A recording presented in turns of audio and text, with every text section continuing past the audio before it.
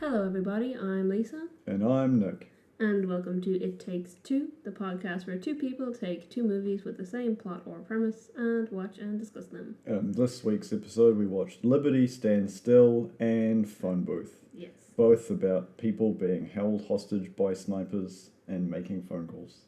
Yes. Both of them are pretty much permanently on the phone call that they're on throughout the movie. Liberty stands still for a reason, a technical reason, which is there's a bomb at a hot dog stand. The bomb at a hot dog stand.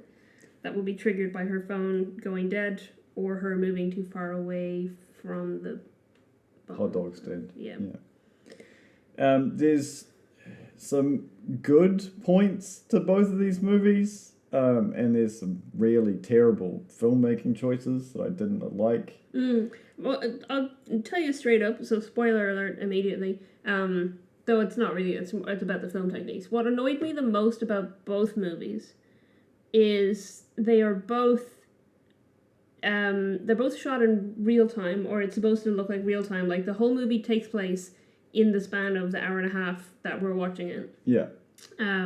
But both of them do weird slow-mo sequences and weird flashback sequences, and Phone Booth even has a weird fast-forward sequence. Yeah. And it's like, if you want me to watch this in real time as a real-time film, why have you added these weird things to it?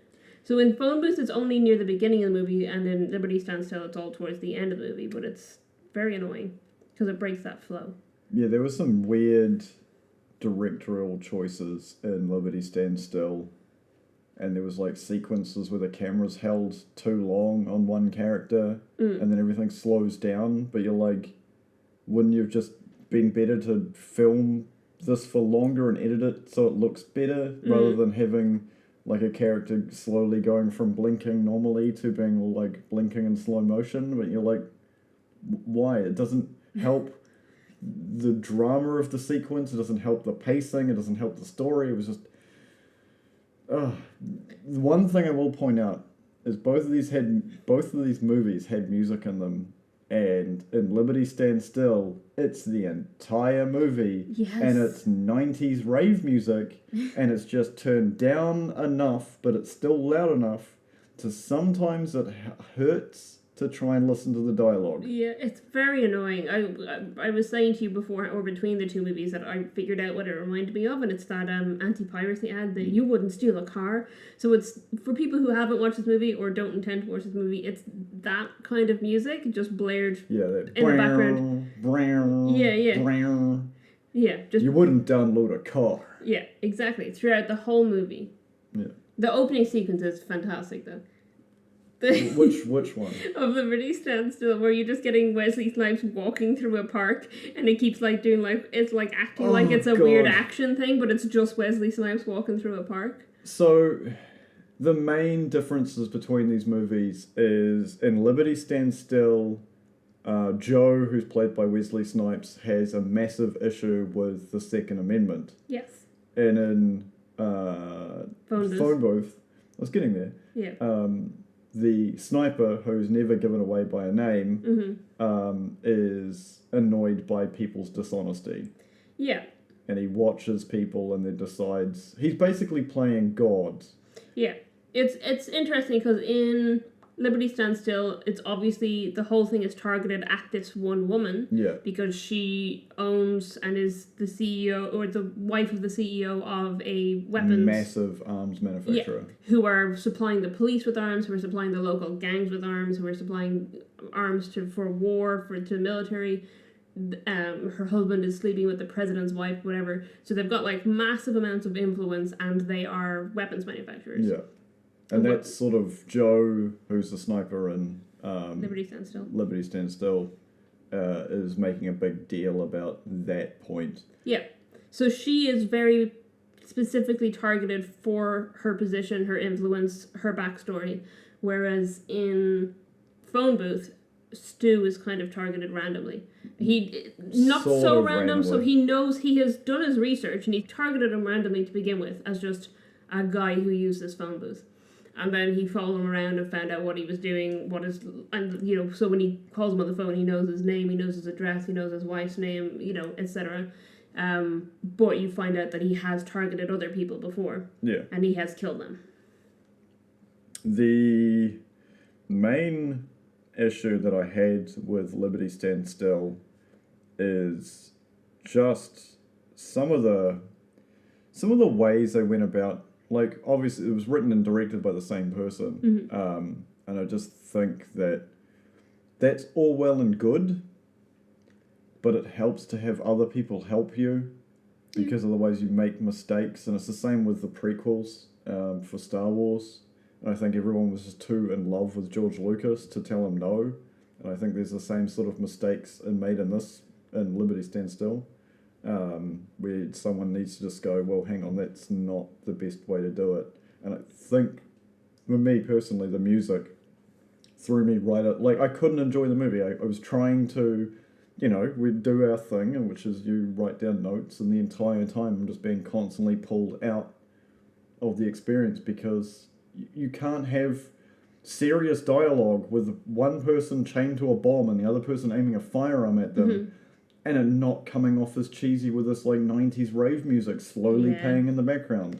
Yeah, I feel like it would have been a much more impactful film if it didn't have that music the whole way through. I just think the music's really good in certain places, and Phone Booth did it in a way, but you're trying to portray a situation it's not sub-reality in this. It's supposed to be based in the real world. Yes. You don't constantly have music playing all the time, everywhere. Like, the opening sequence to Phone Booth was fantastic. That's what I was going to say. They had, it has opening music, but when you actually zoom into Manhattan from the satellite, which is the opening sequence, it becomes diegetic. Yeah, there are people on the street singing that song. Yeah, so it starts off with like a barbershop quartet song about phone calls, about operator and things like that, and then it goes through like a sequence. It's like in the clouds, and then it's in the stars, and it's a satellite, and then it's in someone's mobile phone, and it's going through, and then you see all the phones and all the people. It's trying to show the that everyone's busy, everyone's not paying attention to each other, they're all on the phone, they're whatever, and then suddenly the music becomes diegetic, and you have this group of guys on the street singing it. They're busking. In Times Square or whatever. So it's, It's much better. Yeah. Much better. The other thing about Liberty Stand Still that wasn't in Phone Booth is everybody in Liberty Stand Still that isn't, I'd say, the four main characters. So Joe, who was the lady? Liberty? Yeah. It's in the name of the movie. Yeah, Liberty. He makes a joke about it at one point. Her parents were conservatives. Oh, Republicans. Oh, Republicans, yeah, sorry. Russell, who's her side bang, who's an actor who's got a bomb in his dressing room at the theatre that's directly across the street, which is all part of the plan. Yeah. And the husband, who I can't remember his name now. Victor? Yeah, that's right. Everybody else in the movie, well, Victor's an idiot, but everybody else in the movie is a complete moron. Yes. There's a sequence that cracks me up. And so she's chained to this, like, open, I guess. I'm doing air brackets there. Hot dog stand. And a kid runs up and wants a hot dog and says no mustard. And she writes the word help on the bun with mustard, and the kid's like, I don't want mustard, and walks away, and you're like, wouldn't you show your mother? Yeah. Like, hey, I didn't want mustard, but the lady gave me mustard on it, and the mum would look at it and be like, she wrote help in the thing you didn't want. I'm going to go call a police officer. Yeah. The dumbest person in Phone Booth for me, because I have met them in real life, and they have to be really switched on. It was like that guy who took a phone call from a lady because she called 911 because she was ordering a pizza. Yes, the 911 operator is... Like, literally, he's talking loud enough. He's in an enclosed space, and he's talking about the fact that he's being held at gunpoint. Yeah. Where he is... Yeah, he announces... He's real smart about it, and she should have been on the ball. And I feel like in real life, 911 operators would be on the ball, or, like, emergency operators around globally, not just 911 in the States. But, yeah, because you do have to be very on the ball with that. I've seen articles here about, in New Zealand, someone calling about a domestic violence situation or something and talking in code to So he dials 911 in his pocket while he's on the phone to the guy, and he's like, I'm just some guy in a phone booth on the corner of, lists the streets, and he's like, why do I deserve to die? Why have I been picked by a crazed killer or something? And she's on the phone, and she's like, okay, bye.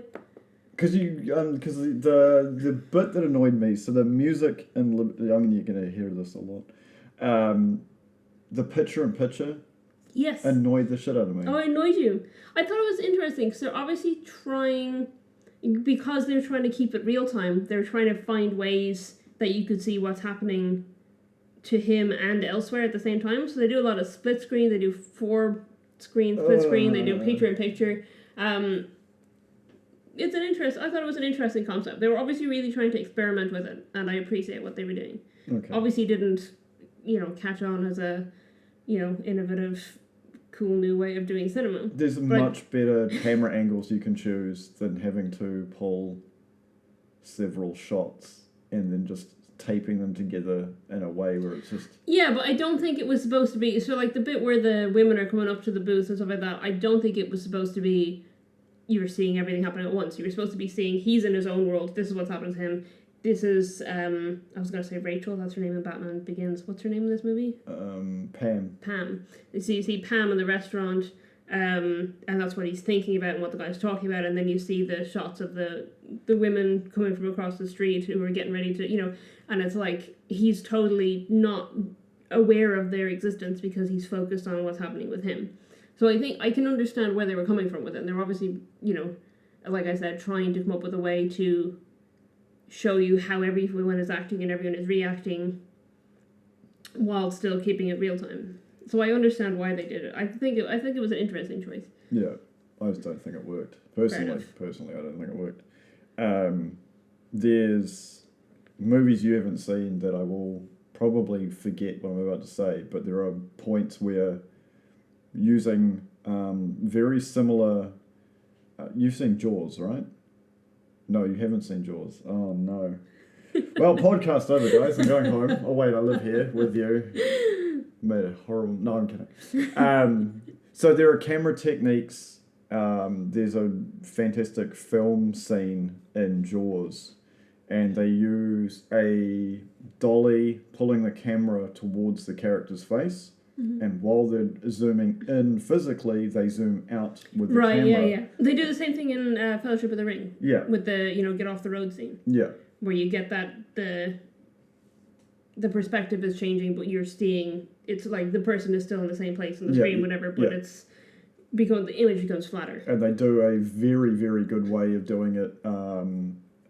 David did it in in Pitch Black, where he uses 3 cameras to establish a shot where it zooms in from sort of where we're sitting, so about a foot apart from each other, to way in the distance. And it works because it's non-stop. It's one singular shot from your point of view, the watcher, but in reality it was 3 cameras that literally zoomed in on one area that's far away.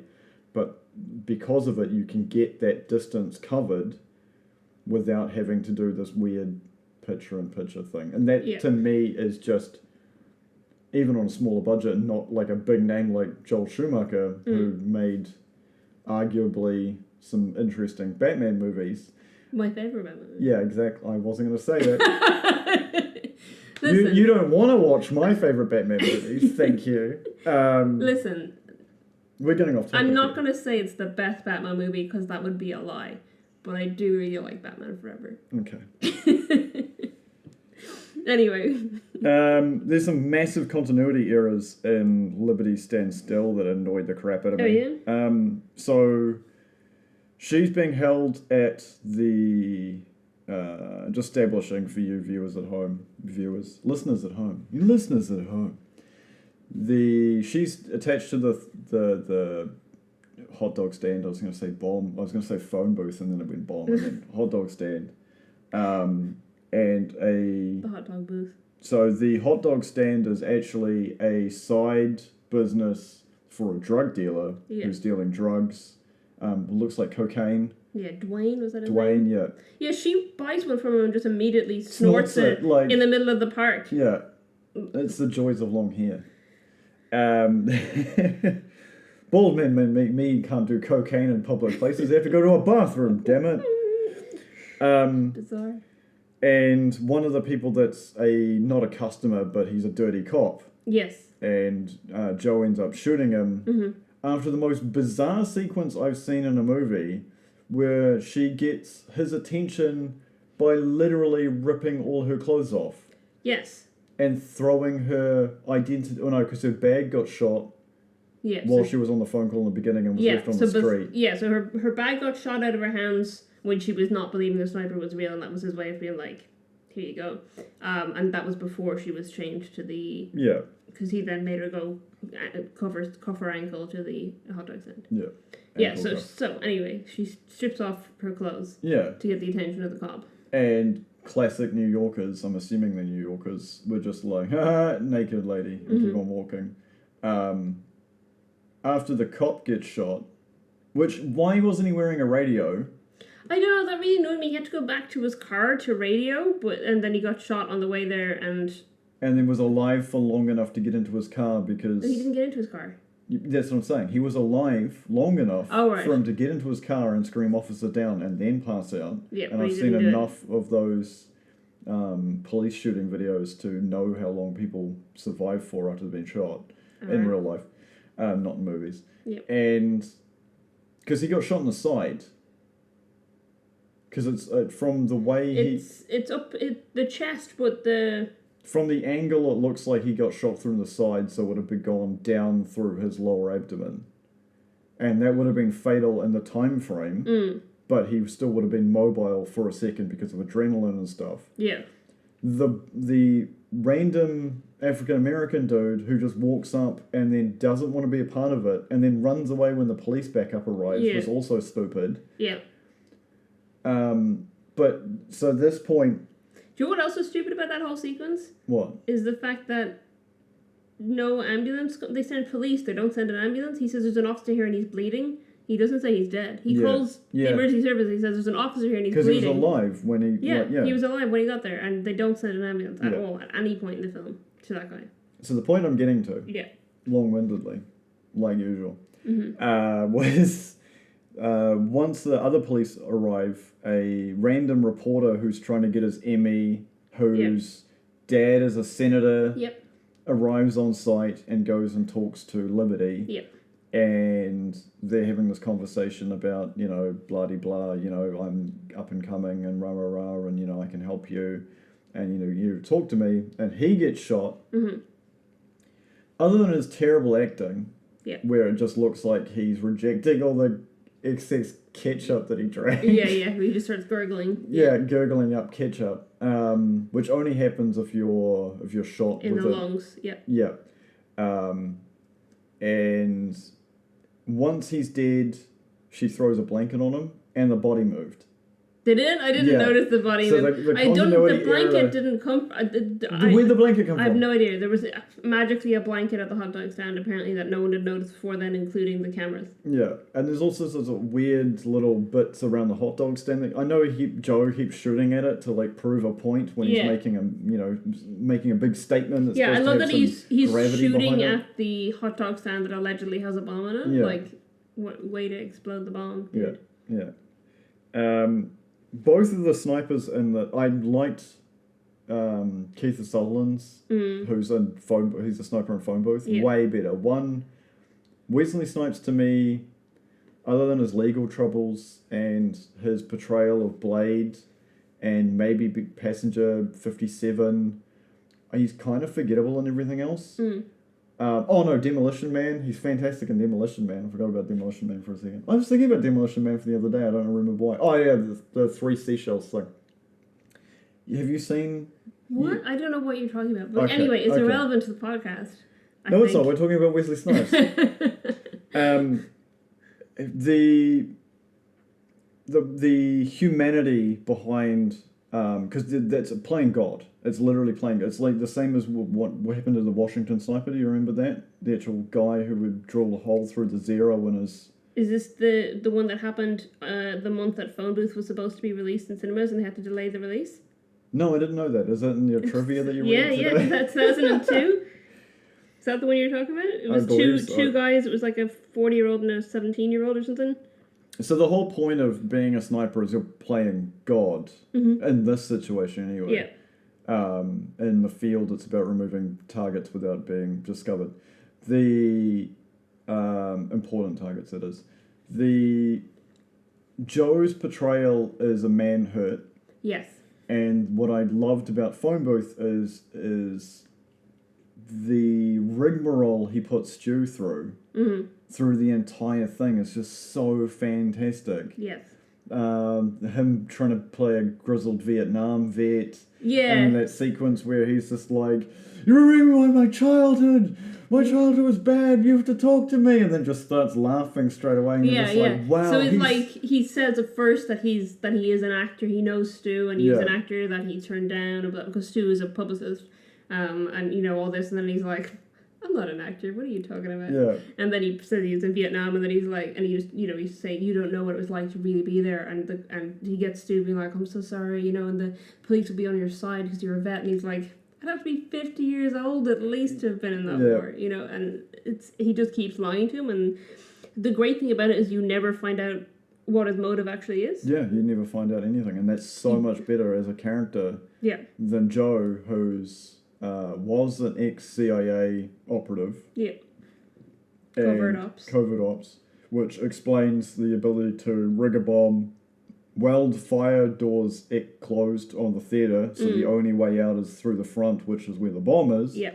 Rig up smoke bombs in the theatre, so the people in the theatre think the building's on fire and they're all trying to evacuate out the SWAT guys. Yeah. Which I did point out in my notes that there is an instant Karen moment where this white lady walks up to an older white lady in a very nice gear, walks up to the police officer and is like, "You have to let me out. You have to let me out. It's my right. I want to leave." And I was just like, oh my God, there's an armed man telling you to stay in the building. Yeah. And you're like, "Nah, I want to leave." No, is it a law though? Is it a law though? Mandate isn't a law. Yeah, mandate isn't a law. And I think it was when he was deployed. I think that's the implication, that he was away from home protecting America's freedom. So he had been deployed, and then his daughter was killed in a school shooting. Yeah. Well, I don't know if it was a school shooting or it was just a directed attack on his daughter. Well, it was a teenager in the school, is what he says, and he was out of his mind. He said he pointed the gun at his daughter's head and asked, "Did she believe in God?" Yeah. And when Liberty says, "Well, what did she say?" he says, "I don't know. I wasn't in the country." Yeah. Basically. So he wasn't there when his daughter was killed, but his daughter was killed by one of her guns. Yeah. Oh, that was the whole thing. Like, she's talking about how the weapons industry isn't related to people shooting each other. It's the exact same argument that and I say this is stupid, Big Sugar, not the pimp, I don't know, not my pimp, What is going on? I'm getting weird revelations here. It's hot in here, I'm going crazy. The Big Sugar not demonizing fat for decades and causing like the entire epidemic, obesity epidemic, which is way more deadly than, in my opinion, in firearms, because it's literally people lying to you. Like, everyone knows a gun's dangerous. Okay. But you don't know the thing you're putting in your mouth dangerous because you're like, "Oh, it's 0% fat, so there must be a healthy." Wrong! It's all full of sugar and salt, because fat is flavour, unfortunately, and when you take that out, what do you replace it with? Other flavour. What's other flavour? Usually fat and salt. It's like one of my favourite things was... Should you replace fat with fat? Okay. That's what you just said. Did I? Yeah. Well, there's different types of fat as well. Okay. Some of them are good for you, some of them are bad for you. It's like how margarine took over for butter, and it's like, oh, butter's bad because it's got fat in it. It's like, well... Margarine is just pure fat. Yeah, it's just a different type of fat. My rant over. Continue, Lisa. Continue before I take over this entire... I felt like Joe's motives in... Liberty Stand Still were... More real, more human? No, I felt like they were confused. I felt like the movie didn't know where it wanted to go, because it was, he was targeting them because he wanted to have a public debate about Second Amendment rights. Yeah. But he also was targeting her specifically because it was her gun that killed his daughter, but then he also was targeting her specifically because her husband was the guy he was working for, or something. No, because they were They were vets together. Yeah. So he had saved her husband's life, and then he owned the company or was CEO of the company who made the gun that killed his daughter. Yeah. And it was like it just kept. It felt like the movie didn't know what message it wanted to be. Yeah, it sending. seemed a little bit convoluted. And then. Like me in this episode. Yes. And then he was. But the other thing was that he was like. While both movies, the sniper was very well organized and had planned everything, Joe in Liberty Standstill, his stuff fell apart much more easily. Yeah. But then again, that's because it was based on emotion, probably. Because you had her talking to him and he was getting agitated and frustrated and pacing in his room, and the whole time from the beginning he said that at the end of it all he was going to blow his own brains out. Yeah. Which he does. There's some issues that I have from my technical knowledge. Mm-hmm. Snipers work in pairs. Okay. So they're not there's lone gunmen are crazy people. Mm-hmm. Trained snipers work in pairs. Yep.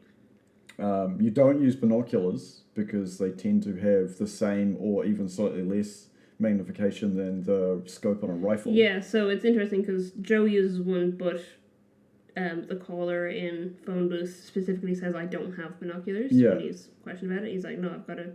He's like, what could I be watching you with? Because you're getting... With binoculars, you're looking in a certain area. With a scope, you're looking at the same sort of area. The reticle's even smaller. With a spotting scope, you've got a larger area and the magnification on it is way higher. The issue that I had with the caller in phone booth is...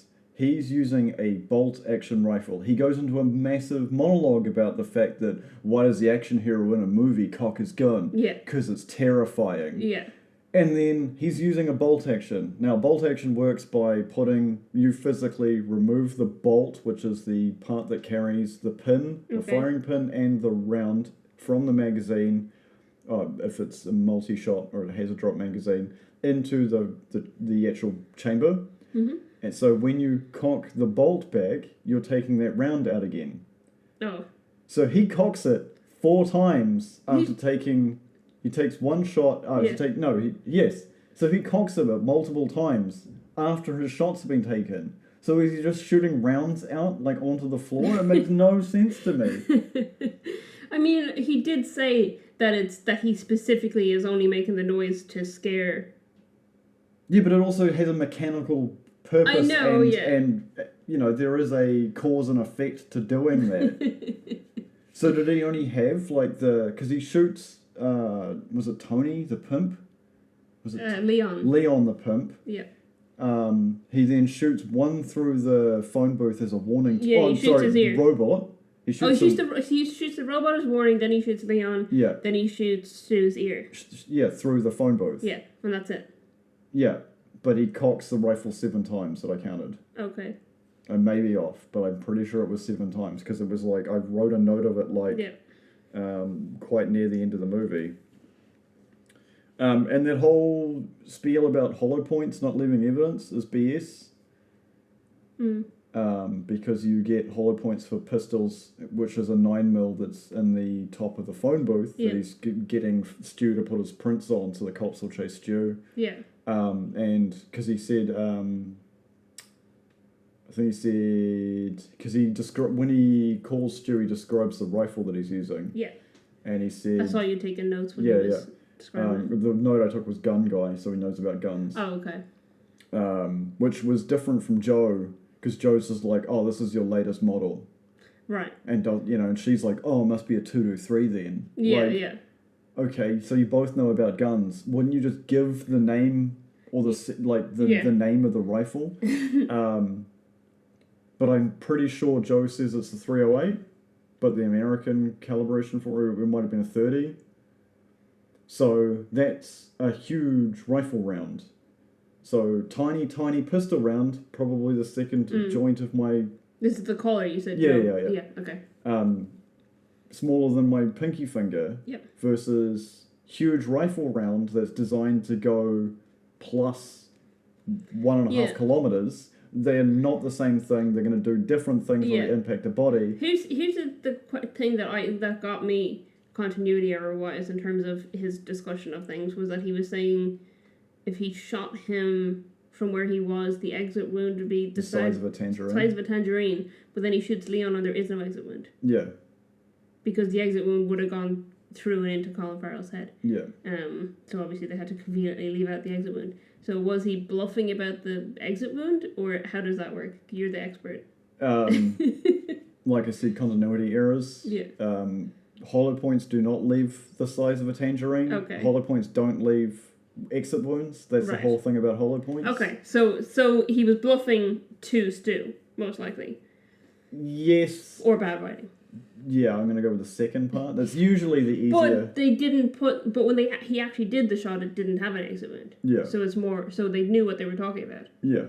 But then why would he say it would have left? It doesn't matter. I don't know. But most of what he was saying was a lie to Stu, to either scare Stu or to talk to him about how stupid it is to lie to people. Because his whole thing is that he wants him to come clean about how dishonest he is. Yeah, by lying to him. Yeah. What's interesting is the main characters in both movies are cheating on their spouses. Yes, there was. Both with actors, and both of them cheating is how they end up in the place that they're in, and also what the sniper uses against them to get them to stay. Yeah, clever. It's interesting. Yeah, because clever that you picked that up because it had just like gone straight over my head because I was too focused on all the technical stuff that was annoying me. Because in Liberty Stand Still, Liberty is going to the theater to see her boyfriend, who's an actor there, and her husband doesn't know where she is, and then it's at the park opposite, or when she's about to go into the theater. She goes to the park opposite the theater to the hot dog stand to buy cocaine. To buy cocaine because everybody loves cocaine. Yeah. And then it's when she's walking away from the hot dog stand she gets the call. And he has already wired up her boyfriend, the actor, with a bomb. Yeah. And he's saying, you got to do these things or I'm going to blow him up, basically. And then in Phone Booth, you've got Stu, who the only reason he's in the phone booth and he goes to the same phone booth every day at the same time is what's said in the movie, is because that's where he goes to ring his girlfriend to ask her to meet up with him because he doesn't want her number showing up on his phone bills that his wife sees. Yeah. And this is how the caller has figured out who he is and what he does and has followed him and followed his girlfriend and knows her name and, et cetera, et cetera. Both times mention the fact that they should have eaten.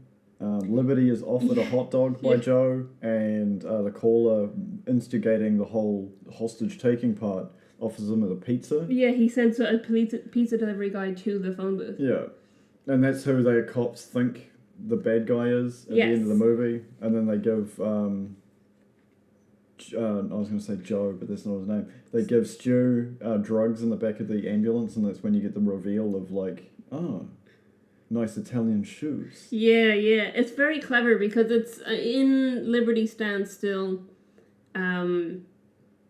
Like I said, Joe says he's going to kill himself. Yeah. And he shoots himself in the head right before the police come through to where he is. Yeah. So they find his dead body.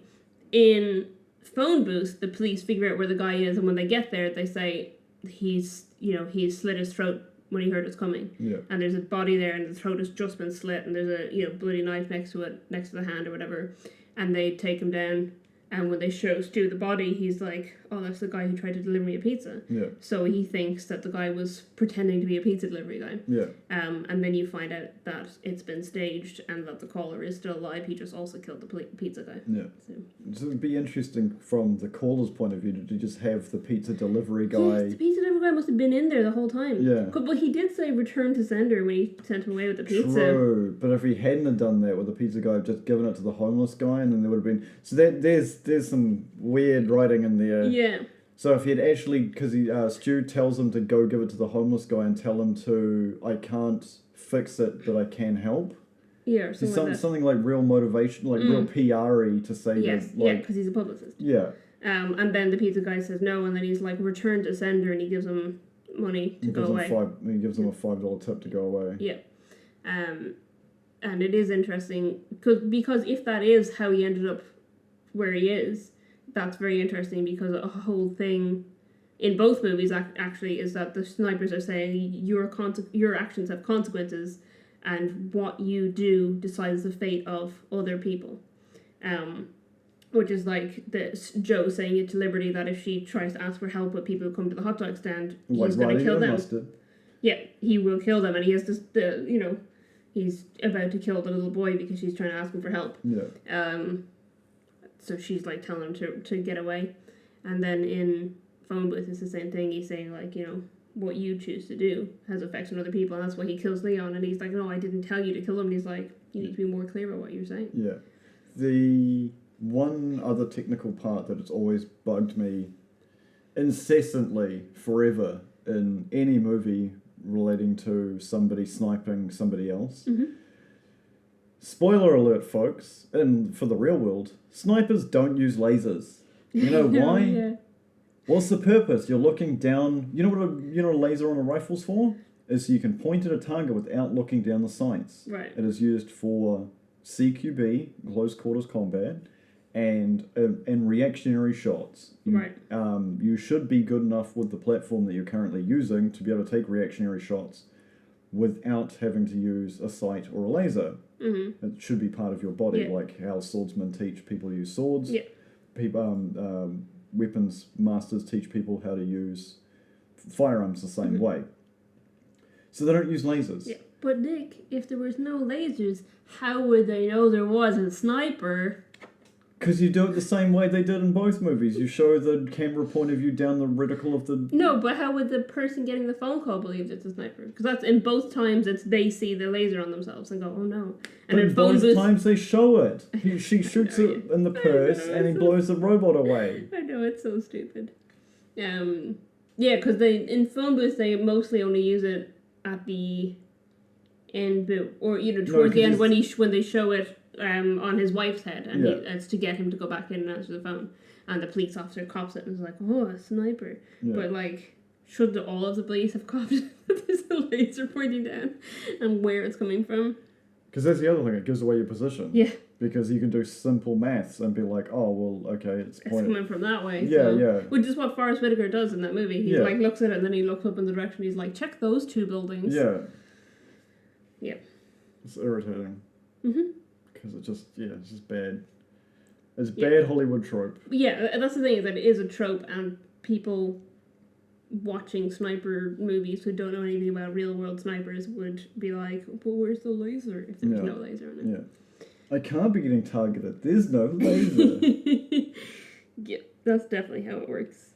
Because it was a prank thing that was going around for ages where people would point lasers at people in the street. Oh, really? Yeah. Yeah, it's not great. It's dumb. Don't prank people. Yeah, don't prank people. Especially when that stuff's actually happened in real life. Yes. Yeah.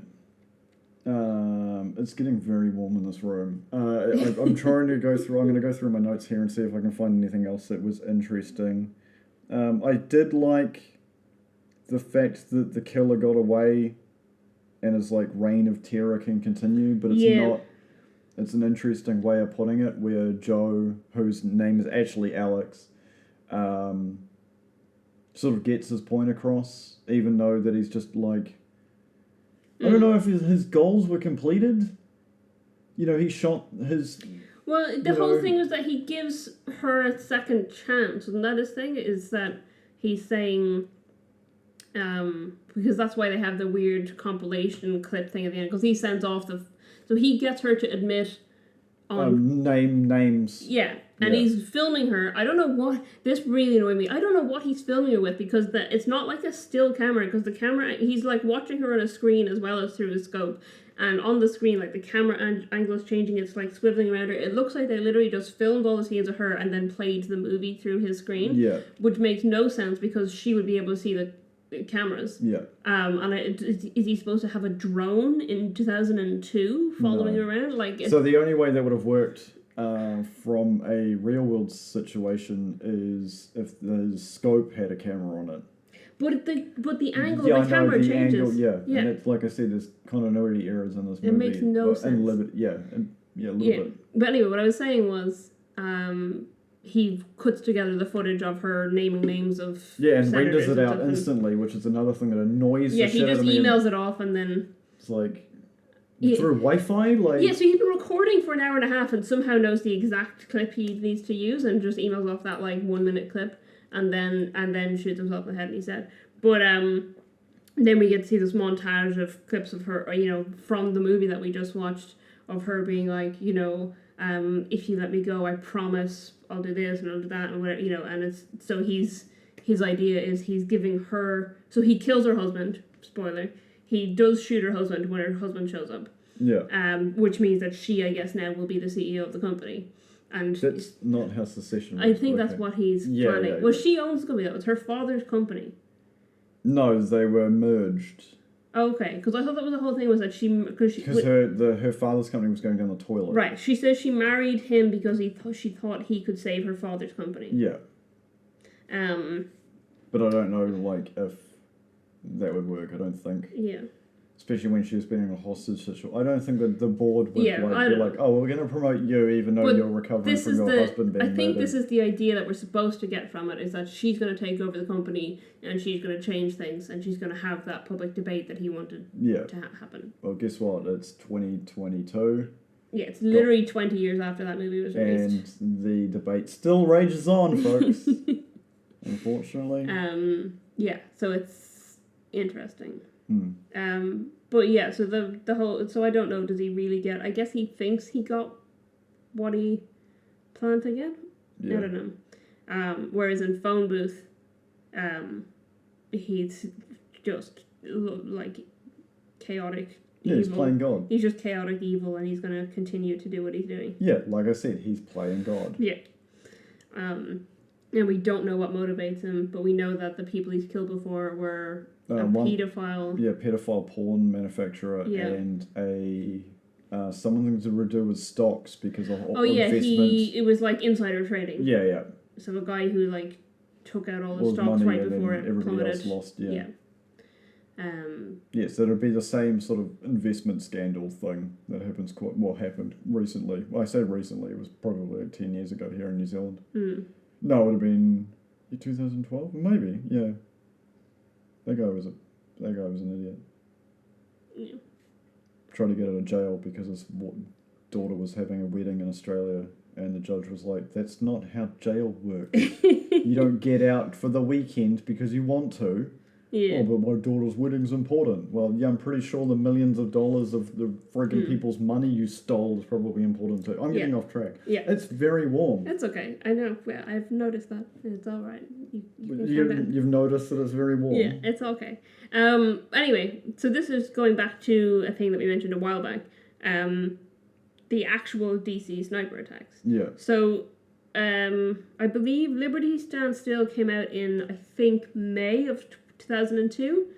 Phone Booth premiered at the Toronto Film Festival in September of 2002 and was supposed to come out on a wide theatrical release in the beginning of November that year. But in October, there were actual sniper attacks in DC, and 10 people were killed and 3 others were critically wounded. So they pushed the release and they delayed it until April 2003. Yeah. So these movies actually came out about a year apart from each other, but they were supposed to come out within the same calendar year. But it's interesting because obviously, the whatever points they were trying to make was real. Yeah. Because real people were doing what's happened in this movie. Somewhat, yeah. I don't think the actual Washington sniper had any contact with the people he was shooting at. No. He was just randomly picking people. And like you said, they worked in a pair. Yeah. It was 2 people. Before we barbecue alive in this room, anything you want to go over in your other trivia other than the... Yeah, I don't know. I was just having a look through my notes and there's not a whole lot. Like I copied and pasted a few things from the IMDb, but they're not hugely interesting. One of the things with that Colin Farrell's confession scene that he does, he apparently, because he has chronic insomnia, hadn't slept the night before and was literally crying at the thought of having to do that scene. So they managed to do it in one take because that's legitimately what he emotionally looked like when they did it. And apparently everyone applauded him after he did it. So he literally did it in one take.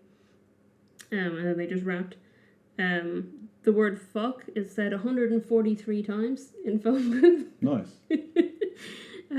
Which I just thought it was fun that they put that in the IMDb trivia. Yeah. It must be obviously high on the list. They also shot it in only 10 days, which I thought was interesting, but I guess Yeah, because I think they have to shut down a street because it doesn't look like a set because you can see there's a lot of reflections from the opposite side of the street for the shop fronts. Yeah. And you can see traffic going by constantly. Yeah, and there's a lot of extras on set, and none of the extras were given the script, so all their reactions to shots and to everything that's going on is legitimate. That's about it. There's not really a whole lot of interesting. It was fun. So I'd never seen Liberty Stand Still before, but I had seen Phone Booth before. Yeah. And I have just like really vivid memories of watching Phone Booth because myself and my cousin Roisin, who I believe listens to most episodes, if not all episodes of the podcast, so hello. We rented it on DVD, but was it DVD? Yeah, I was trying to think, was it VHS? No, it would have been DVD. We rented it. We rented 2 movies and got a pint of Ben and Jerry's each. And we were planning to watch one movie on one night and then the next movie the next day. So Phone Booth was our second movie, but our first movie was Darkness Falls, and it scared both of us so much that we immediately watched Phone Booth afterwards to calm down. I've not heard of that movie. So that was my calm down movie. Darkness Falls is a weird, horror movie about the legend of the Tooth Fairy or something. It's probably not as scary as I found it. I think we were 14 at the time, maybe 13. But I just have such vivid memories of being like, I don't want to go to bed. Let's put a Phone Booth on. Let's put this happy movie on. Let's put this lovely, happy Phone Booth movie on. We'll touch on budget and box office before we finish up. So, budget of both these movies is quite similar. Liberty Stand Still was $11 million budget, and Phone Booth was $13 million. Can you guess which movie did better in the box office? I'm going to go with Phone Booth because it was a movie I'd actually heard of. Yeah. So, Phone Booth made $97.8 million in the box office. That's a pretty good profit margin. Yeah. Liberty Stand Still made $595,000. Oh! Damn, that's a flop and a half. Whoa, that's a major flop. That's an unbelievable flop. I double checked it, and I was like, really? That's how much? That's ridiculous. Is there actually information of why it did so poorly? No, the IMDb notes on it are, there's literally there's 3 notes on it total, and only one of them was anything of relevance, but nothing about why it flopped so much. But it's interesting. Wow. I don't feel like it's bad enough to flop that much. I don't know how a movie from a large company could flop that hard because most of the money goes into marketing. Yeah, that's my thoughts, is that it must have just not been marketed well. Yeah. Because I remember seeing marketing for Phone Booth back then. Yeah. That's why I went and rented it. Because I'd seen a whole lot of trailers for it and stuff. But then again, I used to watch a lot of trailers back then. I used to go on websites specifically to watch trailers and movies. Yeah. You can't do that anymore because they get taken down, copyright strikes. Mm. Unless you subscribe to every single film publishing thing on YouTube, which would drive you nuts because it'd be like, here's 15 different interviews with 15 different actors. I see some trailers now, but not very many. Yeah. But yeah, back then I used to literally just go on websites to look at trailers of films and be like, oh, that looks interesting. Maybe I'll watch that someday. Yeah. I've watched some of those compilations that are 15 trailers for upcoming movies in 2021 or whatever, 2020, which was the last one of the other ones I watched. And there's still movies that I haven't seen. Yeah. And I'm like, oh, that looks cool, and then never watch it. Yeah, yeah. Yeah, I mean, that's what I used to do back then. Because what did we watch recently? That Ziggurat? What? It was in one of the episodes of that Neil Blomkamp thing that came out that was sort of like a clone of Love, Death, Robots. Oh, okay. Yeah. The one with the hand body demon. I don't remember what it was called. I know the show you're talking about. Yeah, I'd seen that in a trailer. Yeah, in a trailer. Oh, okay. I'd been like, I want to watch that movie, and then never got around to it. Yeah. Trailers are important, but also don't give away the freaking plot or the freaking movie during the trailer, because then I won't watch it. I'm not going to pay money to see a movie I've already seen. I mean, that's part of why I don't watch trailers very much anymore. And I know we've talked about this on the podcast before. But I remember when I saw Moon in cinema, I'd never seen a trailer for it, and it blew my mind. I thought it was a fantastic movie. Everyone watch Moon. I'd recommend it. I'm not going to spoil it.